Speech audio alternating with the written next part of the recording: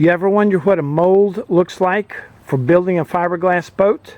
I'm in Oxford, Maryland, and I see this mold sitting out in the backyard of a boatyard. And you can see it's shrink wrapped to keep the leaves, the dirt, and the dust out of the inside of the mold. But on the outside, you can see the fiberglass hull. You can see where it's laid up.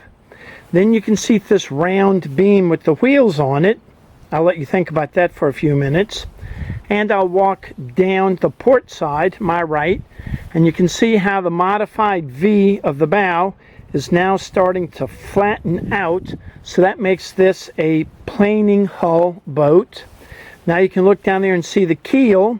Out here you can see the hard chine, and then you can see the keel running back, and there's another round piece. Again, think a couple of minutes about that, with wheels. So we're running back to the stern of the boat, and you can see where the keel stops.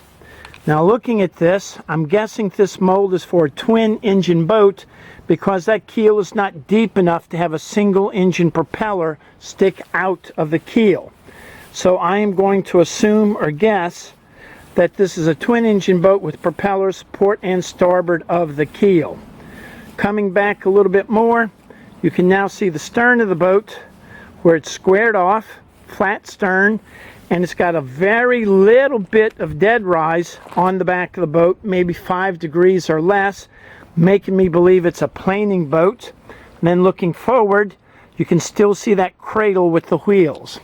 Well, if you haven't guessed yet, you work on the boat in the right side up position where you lay the fiberglass matting and the resin, and after you get it thick enough and it's cured, then the best way to get the fiberglass boat out of the mold is to roll it upside down with that arc and with the wheels, and then pop it out. So this is a fiberglass mold for a boat, planing hull boat, and you can see the wheels and the rollers, so you can actually turn the mold upside down, pop the fiberglass out of the mold, and then you've got your boat where you can finish it by putting in the engines, then the deck, and then the cabin. So if you've got more questions about boating, how boats are built, maintenance aboard the boat, how to operate your boat, docking, locking, and anchoring, you know who to call. Just ask Captain Chris.